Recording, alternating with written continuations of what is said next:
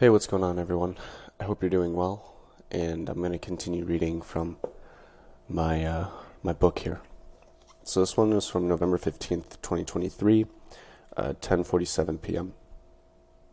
Over the past 2 days, I've been struck by misfortune. For one, I had a bad head and jaw ache, but with some ibuprofen, I'm doing better. For two, I have been stressing for my 2 exams that I have tomorrow. For three, I probably bombed a quiz today because I got blindsided by practice material that I used to study with not fully being repli- replicatable on the quiz. For four, my mind has been static due to all of this, which does not allow me to fully process my other course materials. All of this fueled my anger, which turned into rage, which spiraled into wrath. I was so mad to the point that I once again resorted to the unhealthy thought of game ending myself. Yeah, I use that unironically, it's whatever. However, I simply cannot let that happen, because otherwise, living through my near death experience or life altering experiences would all be for nothing. Thanks to a bit of narcissism, I have the belief that all these setbacks are and struggles and pains are purely for my character development. That's funny. Leave it to my cold side to believe that these events that I have strife with render me weak, and that I should just be a man and not feel a damn thing. Luckily, my anguish has subsided over the past couple of hours after I studied for my exams and felt more confident in myself performing the course's material. To me, being prepared for what is to come is what makes me less stressed and more confident because if I know or expect what is to come, then what do I have to worry about? Nothing. In fact, having a backup plan to my primary plan is also great to fall back on because it results with the same feeling of control and order that the primary had. Couple that with Murphy's Law, and you start to predict other people's behavior and actions. For example, I saw a group of people on some scooters while on my bike. As they headed toward me, I had the feeling that one would swerve out behind their friend and hit me. With this in mind, I didn't slow down. Why? Because if I didn't, then who knows if it would have happened or not to begin with. So I kept riding on, and I even started to speed up because I was going downhill. Eventually, I faced the group. Okay, not head on, but I was staying to the right side of the sidewalk. And lo and behold, one swerved out and hit me.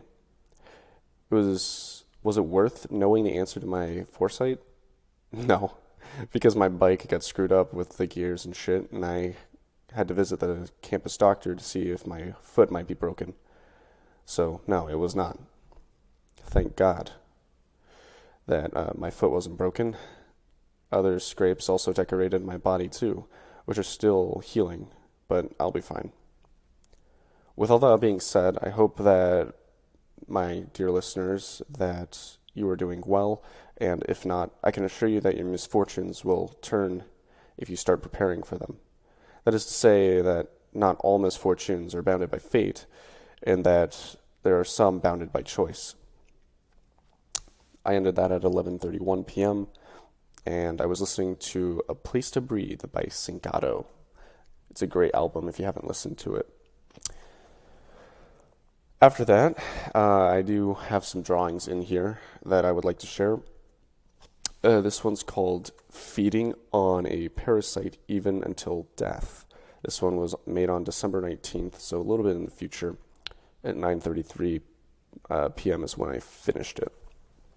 So, let's see here. Look at that. Look at that. I think that's pretty cool. So, to explain, this is a robot here.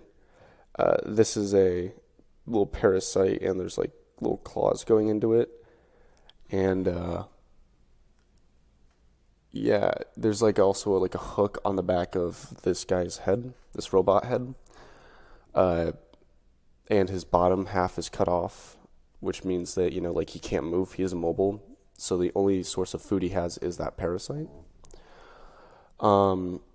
here in the middle, that's kind of colored in. It might be kind of hard to see. That's a balloon.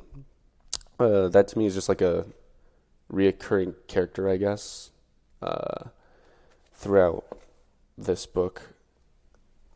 I think it's a bit symbolic. The balloon is a bit symbolic of, I guess, kind of a mask. Like I mentioned in one of the previous videos about like a social mask, kind of that ordeal. But I guess this mask is kind of cracking, if you will, because the original balloon was happy, and it had a very happy expression. But as you might be able to tell, I don't know if the camera will focus on it. It's a sad face. So yeah, I kind of like this drawing. I mean, it's the first one in the book, but we have a lot more to go through, and I kind of can't wait to show those ones. But on the entry, I think from the beginning, when misfortune strikes repetitively, it's hard to not see it, as the world, like kind of shitting on you. Uh, but I think it is sometimes a mentality or like a mental thing in which we need to see that, oh, this is just something that we couldn't control in some instances, and maybe some things we could have controlled, right? Like, for instance, with my bike, I could have totally just slowed down. Like, I didn't have to figure out if it was going to happen or not.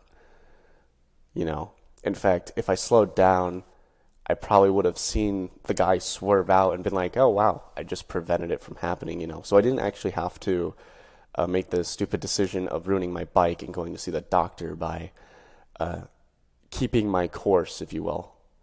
In that instance, I made actually a poor choice that led to a misfortunate event.